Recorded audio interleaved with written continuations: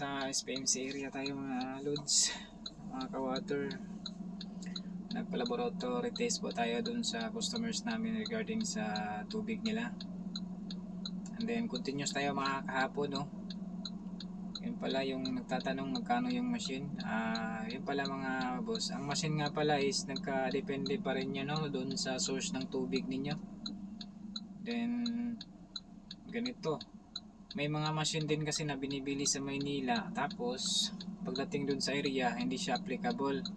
So ganito po yung nangyayari mga loads. Hindi kasi dumadaan yun sa site inspector. Mas maganda kasi yung pina-inspect nyo muna dun sa installer ninyo para matidiis yung water, matidiis yung bigat ng tubig at ang dumi at ang baho bago kayo mag-decide kung anong machine na ilalagay nyo.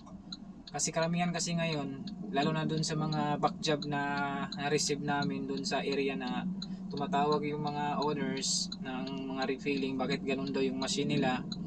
Tinatanong namin sila kung saan ba nila kinukuha yung machine.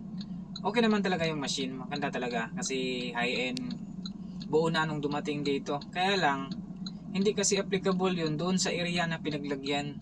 At saka hindi nila tinitiis yung tubig kung compatible ba doon sa water refilling na binili nila. So ingat tayo doon mga ka-water. Dapat kung magpa-install tayo ng ganung klaseng machine, included na rin yun doon yung inspector. Pina-inspect nyo doon sa installer system. May inspector yan katulad ko. Para malaman yung TDS ng tubig, kung ano yung machine na ilalagay natin dyan. Kasi para hindi tayo magsisiyan bandang huli, kasi mag-surrender po talaga yung machine, lalo na pag hindi siya applicable dun sa area. So mas magandang source talaga para sa akin is i-accommodate natin yung water district talaga.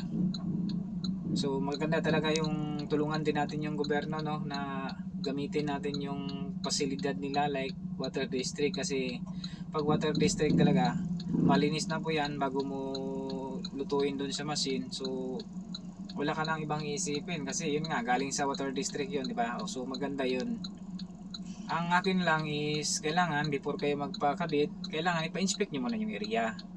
Tumawag kayo dun sa installer ninyo, mag-request kayo ng water treatment inspector gaya namin. Then lahat naman ng detalye at lahat naman ng guide na sasabihin namin at kung anong machine na ilalagay namin dyan, para yung machine nyo is abot talaga ng 3 to 5 years. Ganun po, tinutulungan po namin yung customer na maghanap buhay para magka-income po sila. Hindi po yun ibig sabihin nagkabit ka lang, after sales nawawala ka na. So ganun po yun sa amin mga ka-water, no? So sunod, pag may time ako magsalita ako ulit, sana magustuhan niyo.